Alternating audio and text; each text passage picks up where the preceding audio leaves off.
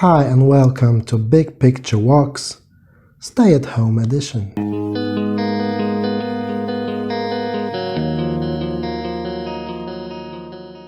The point I would like to make is that new technologies are extremely helpful most of the time, but sometimes they are also a certain threat, and therefore they can be viewed as double-edged swords. Sometimes they just work. They work perfectly, so they hit both sides. The problem is that the world is very complex and we don't understand its intricacies, and it's just very, very complicated, and we make our decisions so that we would like to maximize our local control, and while doing so, we are not able to take everything which is important into account. It means there's going to be side effects of our actions. So even with the best of our intentions, we cannot fully comprehend the complexity of the world, but very often we don't really pursue our best intentions. We are myopic. Quite frequently, we don't really take into account the consequences that will materialize in further future. We are also thinking very locally, so we don't take into account consequences that will go beyond our close neighborhood. And we are self-centered, so we may even consciously choose not to consider the well-being of some groups of people, not to mention other beings. You can think that technological progress is similar to climbing a mountain ridge. As you go up, you have better and better technologies, which means you are more and more able to pursue local control. On the other hand, the precipice that is on both sides of the ridge gets progressively higher. And of course, falling from that cliff gets worse and worse if it would happen that we would have to fall. As we proceed with our better and better technologies, we increasingly diverge from our ancestral environment, and we do changes that are essentially irreversible. So there is no turning back. I mean, you can imagine that you're climbing this ridge here, but it's not that you're climbing it alone, but you're followed by a very big group of people who just take all the path behind you, and they won't allow you to turn back. So this is the situation in which we are, which is, in the end, good for us. We benefit from these technologies a lot, but not just our ability to pursue local control increases, but also the associated risks. I'm emphasizing these risks because with better and better technologies, we have an ever-increasing threat of accidental or deliberate misuse of technology. So I can conveniently group the risks into two areas. I would say part of them is related to energy and part of them is related to information. And if you think about energy, it's basically how much energy we can discharge, which can either help us or hurt us. And going through time with the human civilization, these amounts of energy which could be discharged increased over time. So we moved from primitive technologies like fire to more and more sophisticated ones. So we could have all sorts of weapons and arms that got increasingly lethal. We moved to guns, to missiles, and eventually we have nuclear bombs and nuclear missiles, which are able to discharge a really, really huge amount of energy. If you think about information, on the other hand, these are the threats that are not important because of the amount of energy that can potentially hurt us, but because of the sophistication of the information that is involved in the process and how it interferes with us, the Homo sapiens. You can start with something which is very interesting to us these days, which is viruses and some kind of poisons, and basically various types of threats that come from chemistry and biology that can interfere with the functioning of our bodies and our brains in potentially lethal ways. Okay, potentially helpful ways, but potentially lethal ways. And of course, if you think about the modern days and potentially into the future, we should gradually realize that actually potentially biggest threats don't really come from the natural world, but come from intelligence itself. In the long run, the biggest threat of all is intelligence itself. Just like the humans have turned out to be the biggest winner of the game of evolution and also the biggest threat to all the losers in this game, the same can go in the future for other algorithms and data processing entities that can potentially have a higher level of intelligence than we do. The side effects of our actions are not just about increasing loss given default. It's also about mounting side effects that are cumulative and gradually building up and making our living potentially more and more miserable in the future. Again, I would like to emphasize that we are increasingly diverging from our ancestral environment. And that starts already with the hunter-gatherer era far back in time, tens of thousands of years back in time. Already at that time,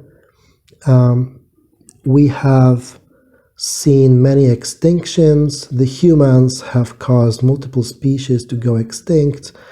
Biodiversity has been dramatically reduced.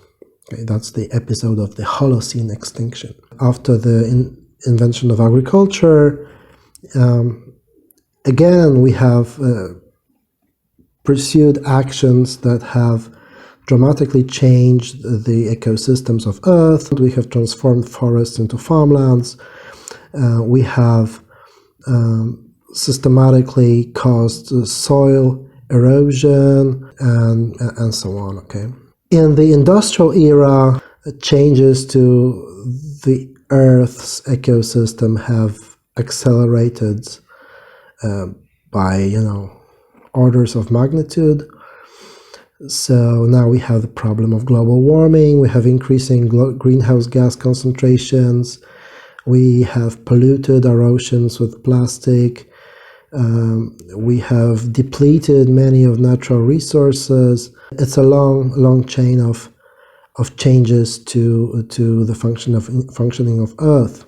If you think about the changes that affect us in the digital era, we are under chronic stress, we fear of missing out, we are subject to cyberbullying, to social phobias, to new addictions, and some even say that our brains are rewired to adapt to this new reality of making lots of small inconsequential decisions all the time instead of concentrating and working on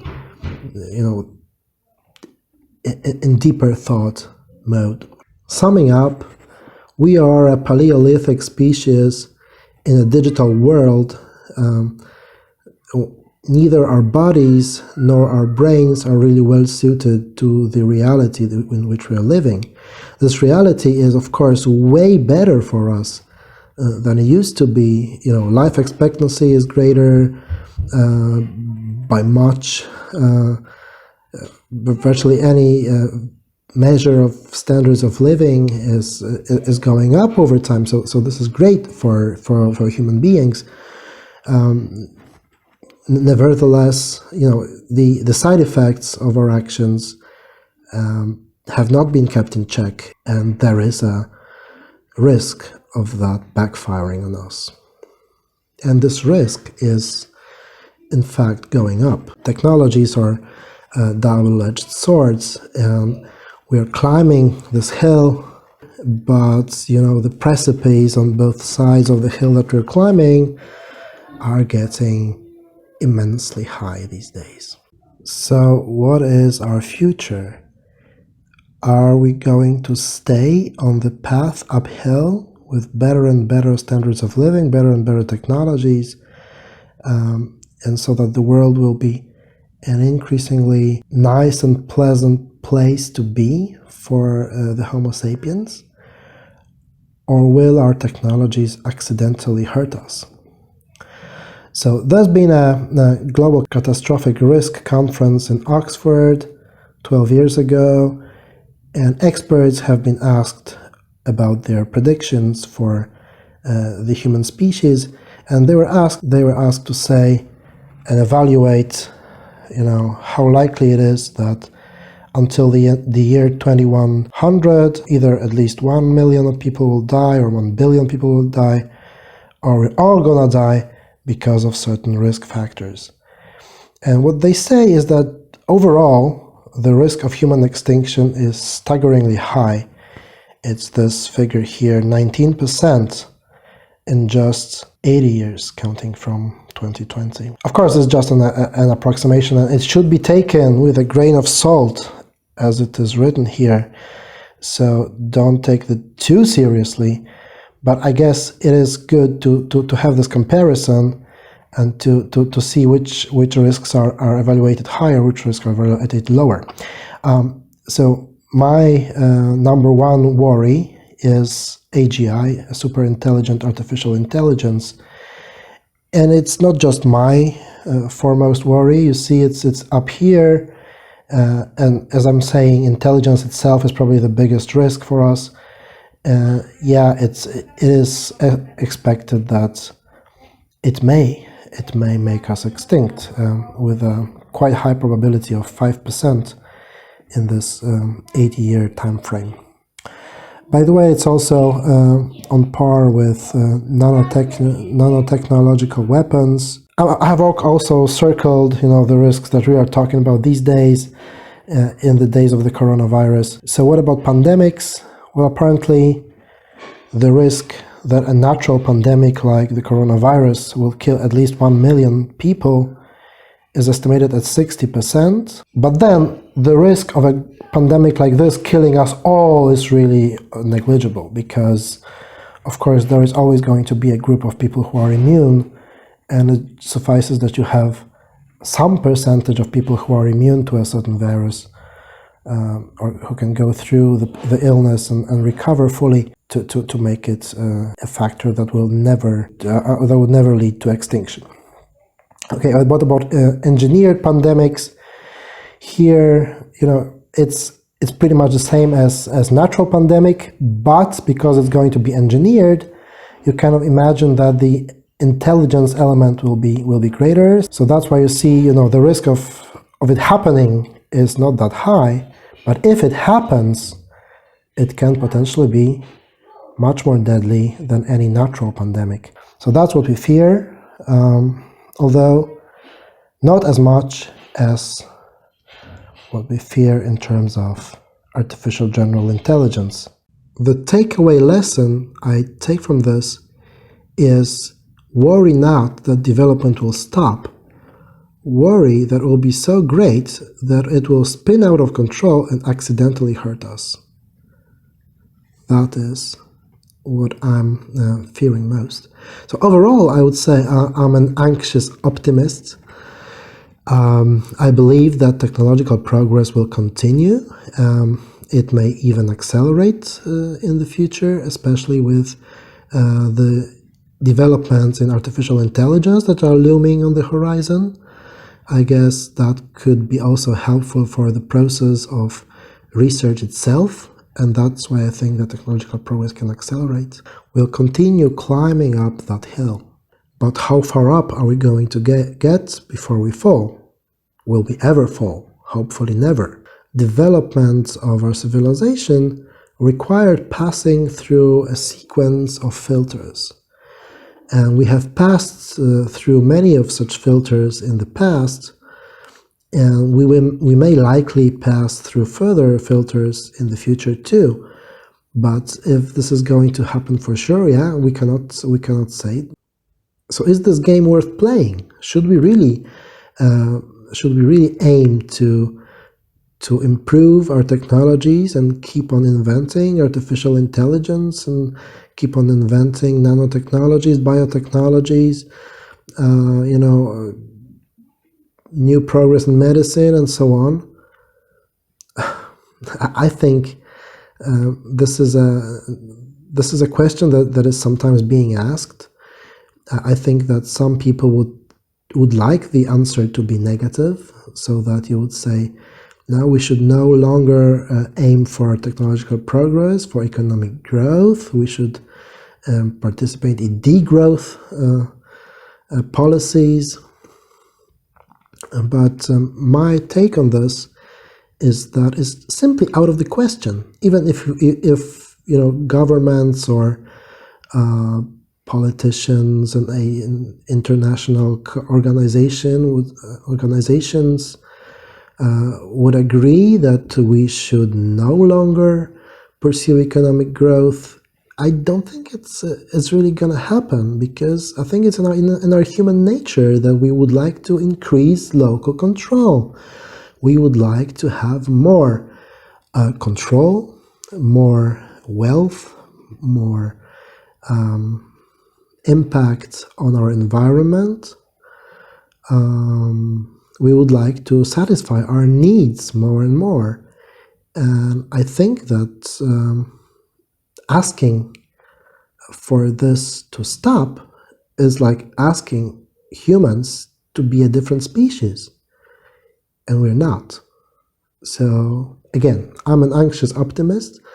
I think we're gonna keep climbing this ridge into unbelievably high mountains. But the precipice on the side will be looming higher and higher, and that brings about a certain amount of anxiety.